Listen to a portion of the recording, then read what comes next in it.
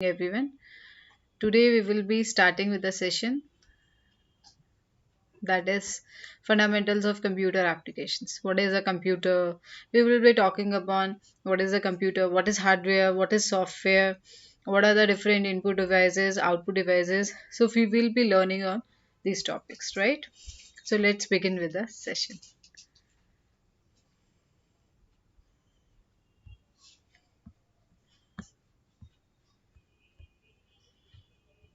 So we will be going into the detail of basics of computer, who has developed computer, what are the different types of computers we have, and we are all of us are using the different types of computers maybe in some manner, like you may be using your personal computers and in big organizations, or you may say in government organization where data is very much large, so they may be using mainframes or supercomputers. So we will be understanding the different types of computers as well. So let's begin with the session.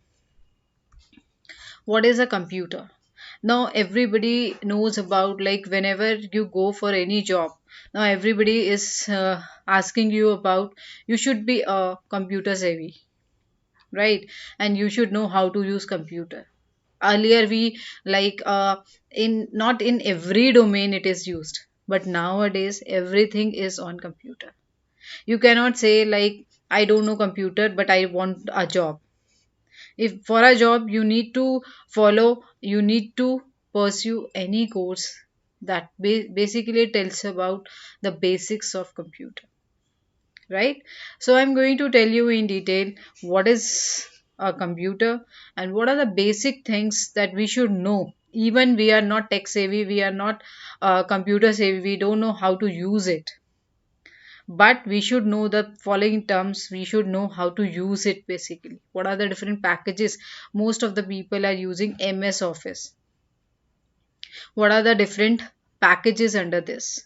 Like you may be uses using MS Word, you may be using Excel sheets or Excel, you may be using PowerPoints. I have made these PPTs on PowerPoint. So this is how we are basically learning through computer only, right? So let's start with this. What is a computer? Why we need computer? Why computer is required?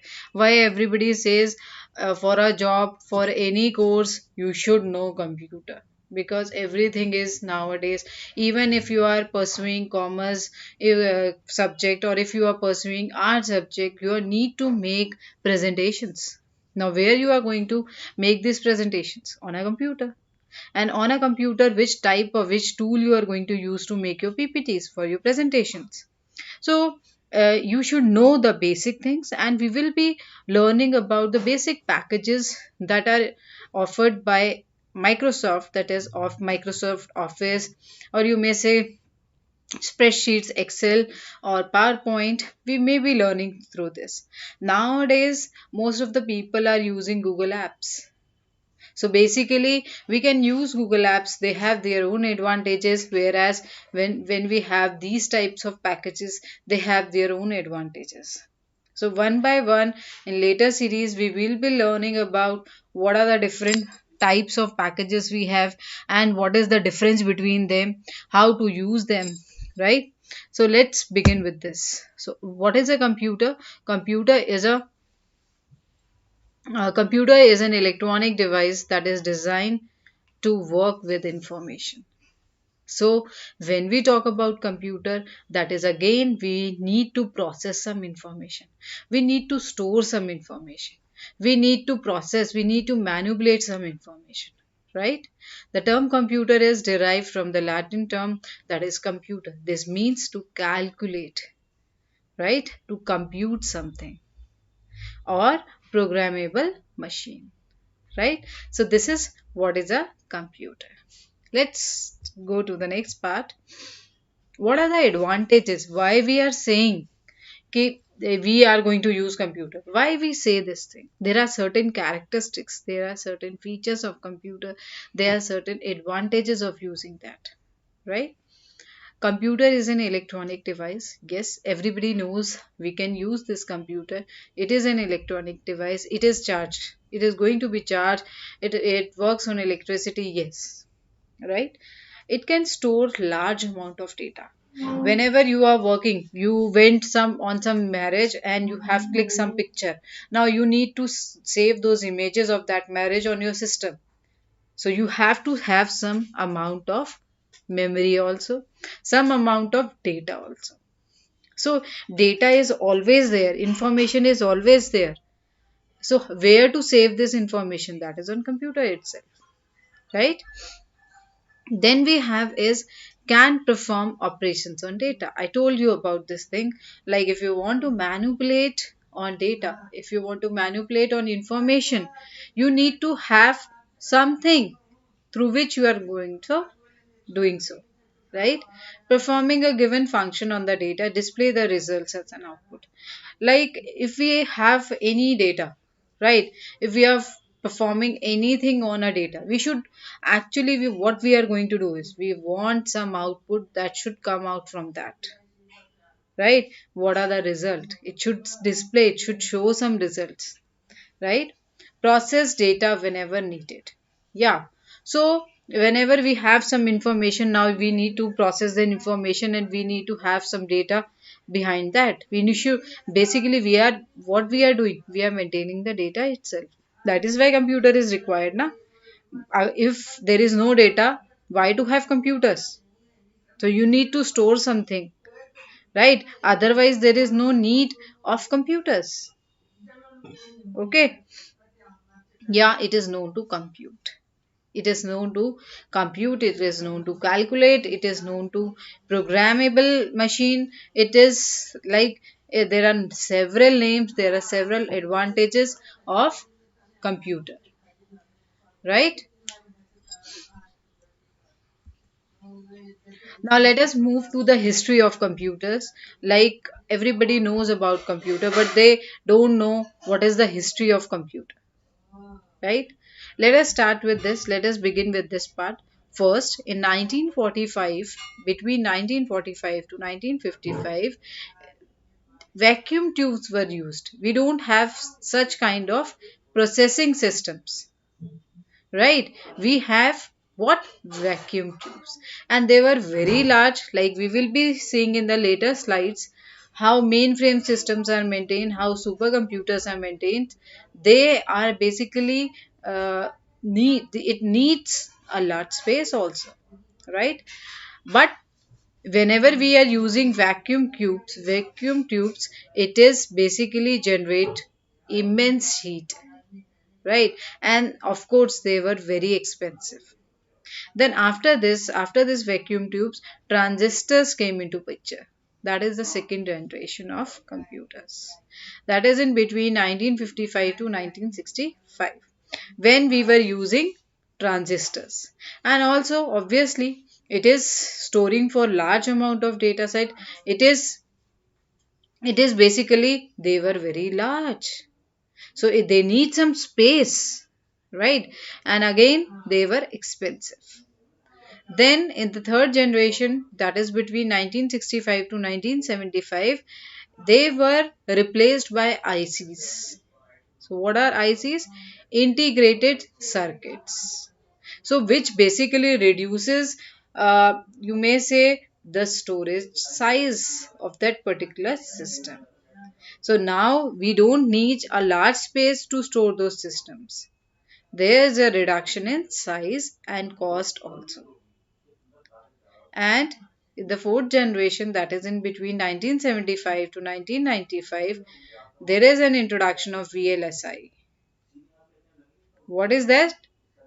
Very large scale integration. And all of us are using desktop computers. Most of the people, we have such kind of computers which are basically nowadays, so the computers are very much handy. Like handy in the sense, like we don't have such big bodies behind that screen. It's a flat screen and there is nothing behind that. But earlier we used to have larger bodies than this, right? Then in the current situation, we are basically moving towards the we are using the technology that is AI and robotics also. So we are in this particular phase, right? What are the characteristics of computer? What are the advantages of computer? Why it is needed? What are the qualities that a computer should like? Why we have understood like why it is required? From the definition it is very much clear why it is required. Now let's see some of the advantages, some of the characteristics. Like the first characteristic is speed. The second characteristic is it can perform arithmetical and logical operations. And of course, it is going to give accurate results. The results that you may rely upon. And of course, it is meant for storage also. Everything is storage. Like if I told you if you want to click the pictures and you want to save it somewhere, you need some computer, you need some space, right? And you may say nowadays mobile phone is used as your mini computer. It has everything. Now technology has come. Even in your albums the folders are segregated, right? And the next advantage would be the next characteristic is retrieving data and program. It retrieves the data whenever like I was searching for photos on my mobile and I was searching for like last 10 I think 2010 pictures I can find out. So data can be retrieved from the system as well. Automation, yes, you don't have to perform the repetitive task again and again. They are automated system. Yes, it is versatile. It is very much flexible. You may use it, right? And it maintains the consistency. Obviously, when it is maintaining the consistency, we are going to have the accurate results. And these are, you may say, these are some characteristics or these are some advantages or some features of computer that most of the people while using should know. What is the use, what are the basic characteristics of computer? Now let's move to the next part. Very very important. Everybody should know. No, I like I would say some people are, even in today's life, they are not comfortable with computers, in using the computers. They would say rather, okay, I am going to write it manually, but how to type it on computer? It's very easy and it's very demanding nowadays. Like everybody should know what is computer, what are the input devices, what are the output devices. This you should know when you have devices, right? Let us move to the first part, that is input devices. What are input devices? In the first input devices, I would say the first input device is mouse. Everyone is nowadays is using this mouse to handle the information because it is more compatible. Like when you are accessing the computer, rather than surfing, like using your fingers on that this laptop or something on the phone also. But when we use laptops, we may use wireless or wireline mouse, right? Next is keyboard. Keyboard, if you should know, keyboard is an input device which basically takes the input, and then the input is given through the keyboard and the computer process it and gives you the output. Then we have webcam. Like my picture is captured through this webcam that is installed in this laptop, right? Then we have touchscreen. You may be knowing about touchscreen through, like you have some screen that through which like it is working like your phone only, right? So we have touchscreen also. Then we have joysticks. Again, it is an input device. Microphone, you are feeding your voice. Like the voice is recorded through a microphone. Optical pen is also, there are not only these are the input devices. There are number of input devices through which you can feed the data. You can give the input to the system. Now, once you have given the input to the system, the next task is to get the output. I have given the input to the system. Now, how will I get the output? So, for this purpose, again some output devices are there for for displaying the output. What are those devices? Let's see. Monitor. Most of you know what is the use of monitor. It gives you an output on the screen. Speakers, right? Like speakers are obviously it is giving you the sound. Then printers, you are giving any command to the printer and it is going to print a page, right? Then projector, you are giving any presentation using basically you want to cover a large number of audience. So maybe you are in an auditorium, you may be using projectors for that, right? Again, it is going to display the content on the screen. Then headset, this is again, and plotters, these are again some of the output devices. So when what we have learned till now, we have learned about what is computer, right? What is a computer? Computer is an electronic device to store the information. The second thing we have learned about the different generations of computer. The third thing we are talking about what are the input and what are output devices. Let's move to the next part. Now we will be talking about softwares and hardwares. Right?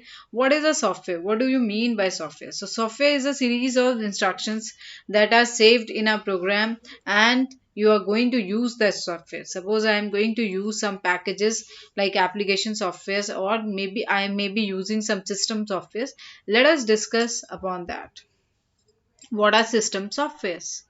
So all of our whenever we are using computer, we should know there are two classes of softwares. The first class that talks about system software, the second class talks about application software. So first of all, I will be covering the system softwares. Run fundamental operations. It is not meant for you.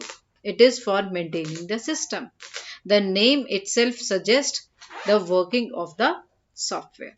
System software. So it is meant for maintaining the maintenance of the system. Suppose I am using PC for maintaining the PC. Suppose I am using laptop for maintaining the laptop. For example, I would be giving you some of the operating systems. All of us are using computer system. We should know this is what this is. We are using some operating system, that is a system software.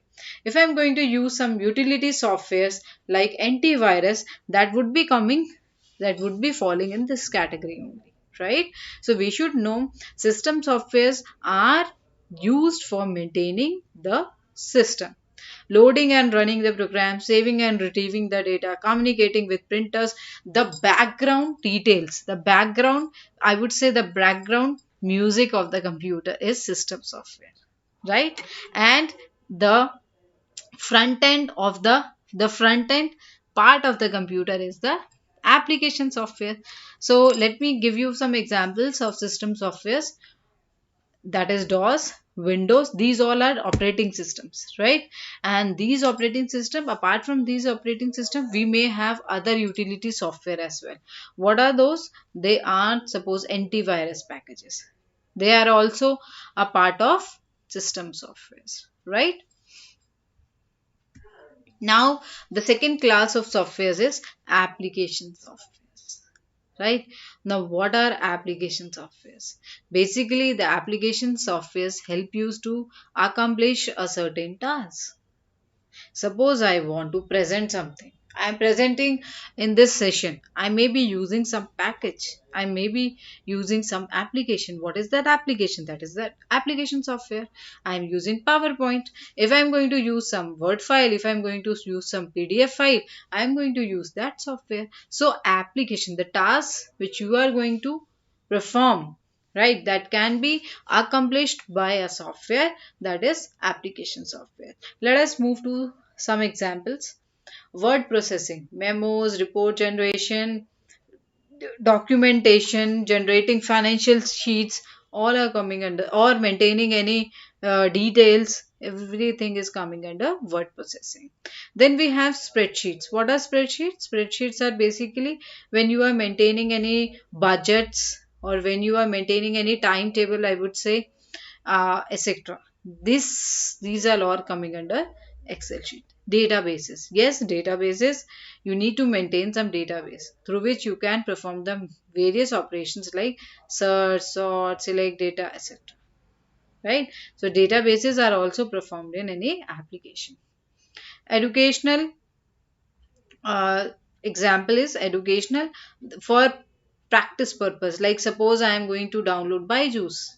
This is one of the application software, right? I'm going to download Byju's for my education, right? So, or extra marks, or you may take any software. Vedanta, you may download it, right? So, what is this? This is application software, right? Then there are some graphic. Today, graphics words is not used. Apart from that, what we use is data visualizations, right? But I want to make you understand, like, data visualizations are actual graphics only, right?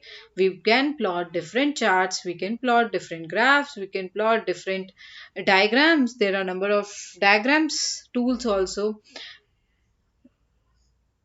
that is graphics using data visualization. Then we have is desktop publishing, right? Desktop publishing is like suppose I want to generate any hoarding type of things, or pamphlets, or brochures. I may be using some software. Now what is that software? That would be treated as an application. So according to my purpose, according to my task, I'm going to select the application software and I'm going to use that particular software, right? So there are two categories of software. First is system softwares and the second is application software. So everybody should know this thing while using, like everybody knows we are using this operating system. Now some of you may confuse what is operating system, or some of you may confuse what is word. Those who are not accessing the word files, or those who are not accessing the spreadsheet. So you should know, like, there are number of application softwares that are required, and you should know, and they are very much easy. They are not any, this is not any difficult task to know about anything. This is very easy task to use this, right? Then let us talk about the hardware. We have talked about what are packages, how the softwares are there, how what are the types of software we have. Let us talk some of the things that is about hardware. First of all, you should know who is the father of computer. So Charles Babbage is the father of computer. Then we have again generation of that, like first hardware is generated by this. Then second we have NEX system that was developed at the end of World War II. Then after that we have first and second generation computers. We have talked about vacuum tubes, we have talked about, then later on we have talked about transistors, we have talked about VLSIs, we have talked about ICs, and today we are going to use some other processing systems for processing the data, right? Like we may be using uh, any type of processing system, right? So we should know what is the history of computers. Let's talk about some of the hardware, some of the systems, some of the types of computers. Everybody is using these types of computers, but they may not be referring to the name of that, right? The first, that is desktop or personal computers. They also called microcomputers. Available in desktop size, notebook size, and handheld. You may handle also. Can be IBM, can be IBM compatible, can be HP, can be Apple, can be of any brand, right? And it is, you may have some handy part, like suppose I am going to use a desktop at my home, right? So what is the category of that? That is PC only. That is my personal computer. That is not some organization computer where there are number of machines are required, where some large amount of memory is required. No. because it may be like for this PC I am going to use for my general purpose, or my family is using for some general purpose or some official purpose also, right? So then you have some personal computer, it is your personal, right? Let me move to some mainframe computers. You may say find in the pictures they how they are stored. They are occupying such a large space, right? And of course they are very fast also, they are very powerful also. What are these? They are mainframe computers. They are very, very powerful, right? They are basically used by large and governmental agencies, right? Operated by computer specialists or computer scientists, many of the people are using, right? And to overcome this, like very powerful is okay, but how to have more than this? What is that? Like this is, you have first of all microcomputer, you may have mini computers also later, then after this we have mainframes. Now what about the next part? The next part is supercomputers, right? The supercomputers are most powerful systems. Yes, they are most powerful system, and among the all the types of computers it is the fastest one. Speeds, it calculates it does the calculation is within not seconds, it is very very minute, it takes very less time to compute the results. Yes, of course it is most costliest one also, it is most expensive cost, and several million dollars each is required, like it the cost is also high, they are very expensive, and we cannot use it like such a big computer, I cannot store it, I cannot have it at home. What to do with such kind of thing? It may be useful for large organization, when we have big organization, when we have governmental organizations, government agencies, which is going to maintain a large, like suppose I am going to store the data set of voter ID cards. Now it is not meant for my family, right? It is meant for the whole country. Now how to store such kind of data? This is I am going to give you an example, just an example. Now for storing a large number of data, so I may be requiring some large amount of memory, right? And for maintaining, and it is must voter, for maintaining, you may say maintaining the voter ID card number, or you may say Aadhaar card number. Nowadays, everybody has Aadhaar card. Without that, you cannot work. You are not, even if you go for employment, they are going to ask you about your Aadhaar card. Where this data is maintained, where this data is stored. There's some systems are there, right? Or you may say this is only not supercomputers are used for that purpose. They may be mainframe computers, they may be other computers also which has some large memory, or you may say some systems are there which has some such capacity to store the data. But these applications are performing basically whenever you have to perform any task that is related to spacecraft, or you may say your airline, your aircraft information, or there is any defense type of applications are also using such kind of systems, where we need to access the results that are very much accurate. There is no precision value that is left behind. We need to have a 0.1% failure rate. 99.9% is the what is the actual relevant result should be there. Accurate result should be there. There should not be a single point to be like in loss, and it is going to be have a loss for the country, so we will be using such kind of computers, right? So what we have learned till now, we have talked about softwares, the types of softwares, that is system softwares and application softwares. Then later slides we have learned about hardwares, input devices and output devices we have seen, and then we have talked about what are the types of computers. In types of computers we have learned about what are PCs, personal computers, mainframe computers, and supercomputers. So there are number of types of computers.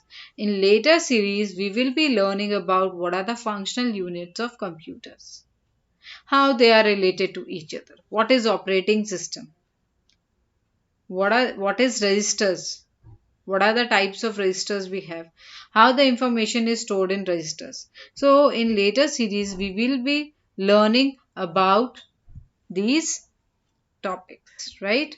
So thank you, we will be meeting soon.